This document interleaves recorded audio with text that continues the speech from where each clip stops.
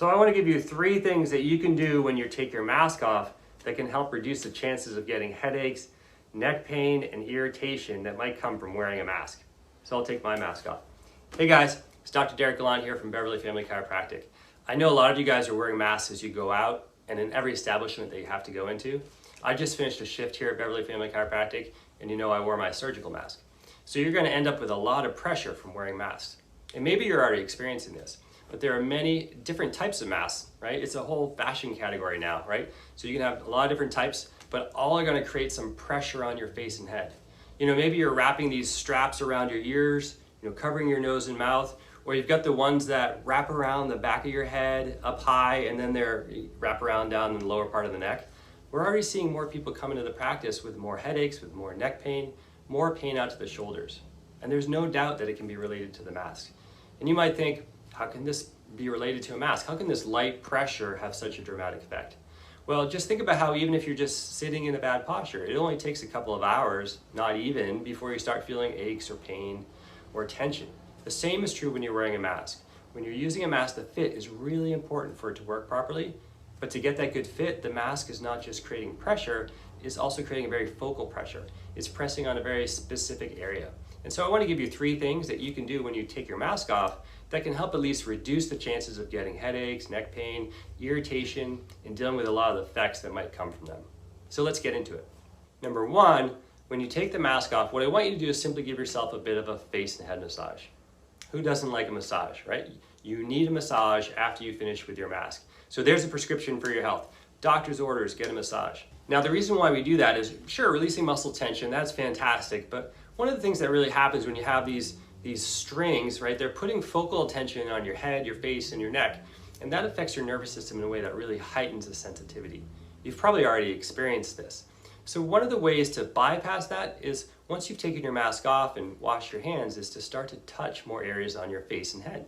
Right, so you can basically give yourself a massage of the facial muscles. You can go ahead and massage across the back of the neck, the top of the shoulders, even across the head, across the temples up here. Just give yourself a massage and start to create more touch points, which will diffuse and really decrease the amount of sensitivity. So that's number 1. Number 2 is range of motion. Really something simple that you can do. Cervical spine range of motion. So what I want you to do is look to one side, look to the other side, repeat that a couple of times on both sides, stretch to one side, and then back and forth, up and down, right? That's a fantastic way to just help, again, release some of that tension from wearing these guys all day long. And then the third one is to start to use something that can give you more specific contact. So in our practice, we use a lacrosse ball, right? But you can use a golf ball or maybe in a softball. You're going to use that ball to give yourself more self-massage, but it's going to give you a bit more pressure. And I want you to focus specifically on the muscles across the ridge of the neck. So way up high. These are they're called the upper cervical muscles, and these are the ones that are going to become very, very sensitive.